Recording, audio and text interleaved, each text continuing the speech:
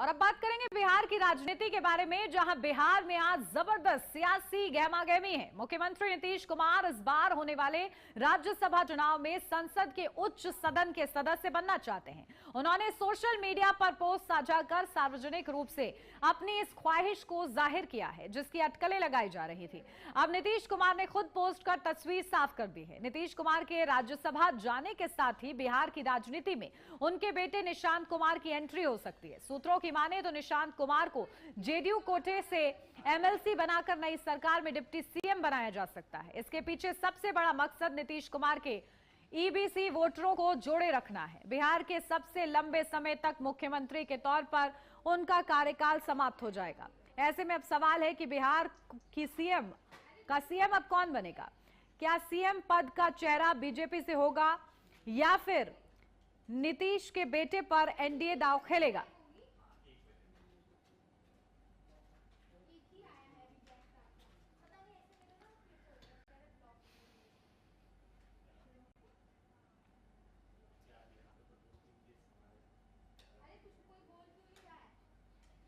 तो देखिए, बिहार की राजनीति में ये गहमागहमी इस वक्त मची हुई है, जहां आखिर बिहार में अब सीएम चेहरा कौन होगा, क्योंकि नीतीश कुमार देखिए जाना चाहते हैं राज्यसभा, और ऐसे में जब उनका जुड़ाव सीधा केंद्र से होगा तो आखिर राज्य कौन संभालेगा, और इसके लिए देखिए अब सुगबुगाहट तेज हो गई है।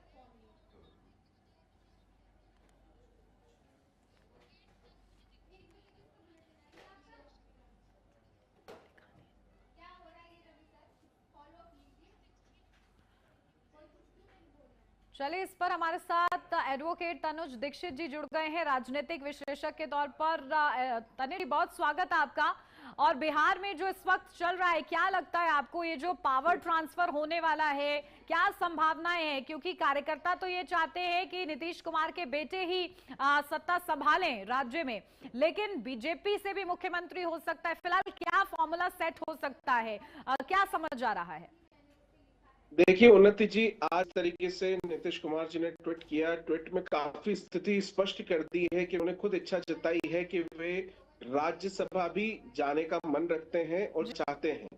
निश्चित रूप से 6 बार के सांसद, 10 बार मुख्यमंत्री और पहले जो 6 बार लोकसभा सांसद रहे नीतीश कुमार, इस बार राज्यसभा के लिए प्रबल दावेदारी कर रहे हैं। देखिए, कुल मिलाकर के बिहार में 5 राज्यसभा चुनाव होना है।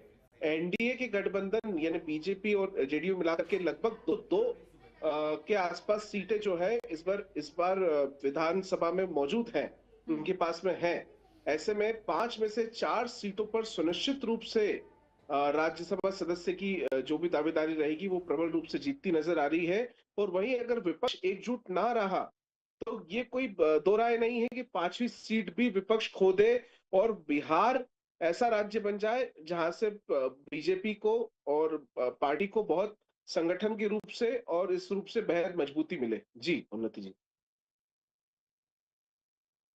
देखिए तनुज जी, लेकिन ये भी समझ में आ रहा है कि कार्यकर्ताओं की इच्छाओं का क्या फिर, अब जब ये पावर सप्लाई होगा तो फिर इसका असर क्या होगा? बिहार की राजनीति में क्या बदलाव हम देखेंगे? देखिए, बेहद महत्वपूर्ण है, क्योंकि जिस तरीके से फिलहाल मुख्यमंत्री का पद संभाले हुए हैं, ऐसे में विधानसभा में उनको रहना बेहद आवश्यक होता है, क्योंकि जब तक विधायक नहीं रहेंगे तो परिषद के मुखिया कैसे बने रहेंगे। ऐसे में ये बहुत महत्वपूर्ण होगा कि अगर नीतीश जी राज्यसभा जाते हैं तो बिहार का अगला पावर फेस कौन होगा।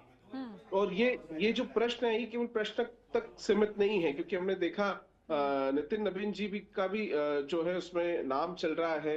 और ये बहुत महत्वपूर्ण है कि कहीं ना कहीं ये एक आकलन है कि क्या नया चेहरा, क्या नई प्रबल दावेदारी, या किस तरीके से ये समीकरण बदलेंगे, ये देखना बेहद रोचक होगा उन्नति जी।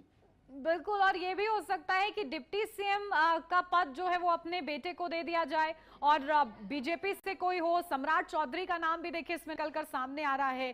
क्या फिलहाल क्या करना बेहतर रहेगा बीजेपी के लिए, क्योंकि एनडीए जिस तरीके से प्रचंड बहुमत के साथ बिहार में आया, लगातार ये कहा गया कि बिहार जैसी जीत पश्चिम बंगाल में भी हम चाह रहे हैं, तो बिहार एक वो बार सेट करता हुआ इस वक्त नजर आया एनडीए के लिए खास तौर से। तो अगर ये बदलाव होगा तो क्या फायदेमंद रहेगा और वो क्या ध्यान में रखने वाली चीजें रहेंगी एनडीए के लिए? देखिए, पिछले 35 सालों में बिहार की राजनीति लालू प्रसाद यादव, रामविलास पासवान और नीतीश कुमार के इर्द गिर्द ही रही है। और जी। पिछले एक दशक से ऊपर जैसे हमने देखा, जिस तरीके से हमने आपको बताया कि 10 बार लगातार बिहार के मुख्यमंत्री रहने के नाते नीतीश कुमार जी इतनी आसानी से बिहार की चाबी, अब हम यही शब्द यूज कर सकते हैं, किसी और के हाथ में किस विश्वास से देंगे, ये कहना बेहद मुश्किल है। कहीं ना कहीं हो सकता है कि किसी तरीके से उनके बेटे की भी राजनीति में एंट्री हो और ये चाबी, ये सत्ता की चाबी उन्हें पारंपरिक रूप से सौंपी जाए। ये भी सब है। जी बिल्कुल। और देखिए, बड़ी जिम्मेदारियां संभालते रहे नीतीश कुमार, और अगर राज्यसभा का रुख, क्योंकि उन्होंने इच्छा तो जाहिर कर दी है, राज्यसभा पहुंचते हैं तो किताबकारी नीतीश कुमार के लिए इसे समझा जा रहा है। देखिए, नीतीश कुमार जी पहले लोकसभा के माध्यम से सांसद में सदस्य रहे हैं, जी। अनुभवी हैं, 6 बार के सांसद हैं। केंद्र सरकार में भी रेल मंत्रालय जैसे महत्वपूर्ण मंत्रालय के मंत्री रहे हैं। निश्चित रूप से अनुभवी चेहरा है। सशक्त बिहार और मजबूत राजनीतिक गुर उनके अंदर दिखाई देते हैं। ऐसे में कहीं ना कहीं अगर वो राज्यसभा से चुन करके पहुंचते भी हैं तो उनके लिए, बिहार के लिए आने वाले समय में मजबूती दिखाई देती है। जी बिल्कुल। और देखना होगा कि आखिर इससे क्या राजनीति में बदलाव आता है। ठीक है, आप बने रहिए हमारे साथ, लौटती हूँ आपके पास और चर्चा को आगे ले जाएंगे। ब्रेक के बाद स्वागत है आपका। बढ़ते हैं आगे। लगातार चर्चा बिहार की राजनीति को लेकर हो रही है, क्योंकि राज्यसभा जाने की इच्छा जाहिर की है नीतीश कुमार ने, और ऐसे में अब बिहार की सत्ता में काबिज कौन होगा, यानी कि बिहार का सीएम कौन होगा, सबसे बड़ा सवाल अब यही बना हुआ है। खास मेहमान एडवोकेट तनुज दीक्षित जी, राजनीतिक विश्लेषक हैं, हमारे साथ लगातार बने हुए हैं। तनुज जी, देखिए, क्योंकि अब आगे क्या होगा, जिस तरीके से ये समझा जा रहा है कि क्या ऐसा था कि बिहार में के चुनाव से पहले ही ये सब सोच लिया गया था कि हाँ, ये पावर ट्रांसफर हो सकता है, क्या ऐसा आपको लग रहा है कि सुगबुगाहट पहले से रही हो, प्लान रहा हो, जो कि आप इंप्लीमेंट किया जा रहा हो इस तरीके से? निश्चित रूप से देखिए, बिहार में अगर नीतीश जी राज्यसभा जाते हैं तो ऐसे में निशांत जो उनके बेटे हैं, उनका डिप्टी सीएम बनने के लिए भी बहुत प्रबल दावेदारी देखी जा रही है। क्योंकि कहीं ना कहीं बिहार में जातीय समीकरण को बहुत ध्यान में रखा जाता है। या तो अगर जिस तरीके से एक सम्राट चौधरी जी को भी भारतीय जनता पार्टी की तरफ से एक मजबूत चेहरा माना जाता है बिहार में, तो जी। कहीं ना कहीं उनकी भी सीएम की दावेदारी प्रबल रह सकती है। लेकिन जिस तरीके के जो गठबंधन है, उस गठबंधन में क्या नीतीश कुमार जो है भारतीय जनता पार्टी के मुख्यमंत्री को स्वीकारेंगे या अपनी पार्टी के जेडीयू के किसी नेता को मुख्यमंत्री बनाना चाहेंगे, ये बहुत महत्वपूर्ण मुझे लगता है उनका सोच होगा। जी बिल्कुल। लेकिन देखिए, जातीय समीकरण भी साधना होगा और साथ ही साथ एनडीए की मजबूती कायम रहे, ये भी सुनिश्चित करना होगा, क्योंकि जो कार्यकर्ता हैं जेडीयू के, वो खासा नाराज है इस बात को लेकर कि अगर बीजेपी का मुख्यमंत्री बन जाता है तो वो उन्हें स्वीकार्य नहीं है। कई ऐसे कार्यकर्ताओं सामने आए। बिल्कुल सही कहा, क्योंकि कहीं ना कहीं जिस तरह से नीतीश कुमार ने अपना अस्तित्व बिहार के अंदर बनाए रखा है और विगत कई दशकों से लगातार वे अपनी राजनीति में एक हम कहेंगे ब्रह्मा बैठे हुए हैं, तो कहीं ना कहीं ये बहुत बड़ी चीज होती है। जिस तरीके से बिहार की राजनीति को मजबूत करना, 10 बार का मुख्यमंत्री बनना, 6 बार लोकसभा सांसद बनना, ये निश्चित दर्शाता है कि बिहार की जो कमान है वो नीतीश कुमार से बेहतर कोई और नहीं समझ सकते। ऐसे में वो जाएंगे तो कहीं ना कहीं ये बहुत बड़ा विषय होगा कि वे जेडीयू के पास में ही सारे पावर्स और राइट्स देना चाहते हैं या बीजेपी को वो पावर और राइट सौंपेंगे।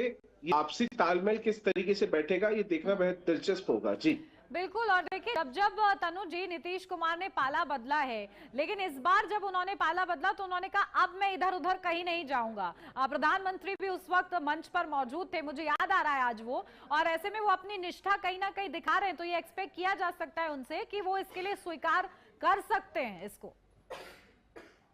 अब बिल्कुल ये बात सही है, क्योंकि अब पार्टी में दोनों को देखिए, पार्टी उन्हें सब तरीके से मौका दिया, उन्हें बिहार का मुख्यमंत्री बनाया, अब राज्यसभा में भेज रही हैं, उनके जो भी बातें थी वो सब मानी गई हैं। और हमने देखा जिस तरीके से गठबंधन में जो स्वीकृतियां थी उस सब तरीके से दोनों पक्षी देखने को मिलती है। ऐसे में अब ये जो सामंजस्य काफी मजबूत बन चुका है। ऐसे में पूरी उम्मीद जताई जा रही है कि इस बार बिहार को शायद भारतीय जनता पार्टी के मुख्यमंत्री प्राप्त हो, और यही हमको लगता है कि आने वाले समय में देखने को मिल सकता है। हम्म। जी। बिल्कुल, देखिए चुनाव से पहले जब एनडीए में से पूछा जा रहा था कि आखिर मुख्यमंत्री कौन होगा, तो सबने एक स्वर से ये बोला कि हम नीतीश कुमार के नेतृत्व में ही ये चुनाव लड़ने जा रहे हैं। तो यानी कि नीतीश कुमार का जो दबदबा है, इससे तो वो क्लियर हुआ कि बीजेपी को भी कहीं ना कहीं जरूरत थी बिहार में, और उसी के बलबूते पर वो लीड मिल पाई शायद इतने समय तक, क्योंकि नीतीश कुमार लगातार राजनीति करते रहे हैं बिहार में। और अब क्योंकि अगर उन्हें राज्यसभा भेज दिया जाता है तो उनके लिए विन विन सिचुएशन है कि वो राज्यसभा भी जा रहे हैं, साथ ही साथ यहां पर अगर उनके बेटे को कमान मिल जाती है तो। देखिए, बेटे को क्योंकि बेटे का राजनीतिक हस्तक्षेप, निशांत जो उनके बेटे हैं, काफी निशांत कुमार का राजनीतिक हस्तक्षेप नहीं के बराबर है। जी। ऐसे में सीधे बतौर मुख्यमंत्री प्रस्तुत होना पता नहीं कितना लाभकारी होगा, लेकिन मुझे लगता है कि कहीं ना कहीं डिप्टी सीएम के रूप में उन्हें शायद कहीं एडजस्ट किया जा सके इस बार। और मुझे लगता है कि ये जो चाबी है, जो कमान है, वो निश्चित रूप से उन्हीं के हाथ में आएगी, बीजेपी के हाथ में आएगी, ऐसा पूर्ण आकलन किया जा सकता है। जी। हम्म। बिल्कुल, देखिए आखिर नामांकन करते हैं कि नहीं, क्योंकि आज आखिरी तारीख है। सबकी निगाहें इसी पर बने हुए हैं तनुज जी। लेकिन मुख्य विपक्षी पार्टी की अगर बात करें तो उन पर क्या असर होगा अगर ये बदलाव होता है, क्योंकि वो जिस तरीके से नीतीश कुमार के खिलाफ हल्ला बोलते रहे हैं, बीजेपी की इच्छाओं को लेकर भी आरजेडी लगातार निशाना साधती रही है। ऐसे में अगर कुछ ऐसा होता है तो फिर उनकी क्या प्रतिक्रिया समझी जाए? नहीं, प्रतिक्रिया निश्चित रूप से आएगी, और कहीं ना कहीं नीतीश कुमार बिहार का सबसे मजबूत चेहरा है, चाहे वो लोकसभा में बैठे, राज्यसभा में बैठे, विधानसभा में बैठे। लेकिन सभी जानते हैं कि नीतीश कुमार यानी बिहार के सबसे मजबूत चेहरों में से एक है। निश्चित रूप से कोई भी बातें होंगी तो उनको लेकर के की जाएंगी। पक्ष विपक्ष दोनों तरफ से कई सारे मुद्दों में चर्चाएं देखने को मिलेंगी आने वाले समय में। जी। बिल्कुल ठीक है, बहुत शुक्रिया तनुज जी हमारे साथ जुड़ने के लिए।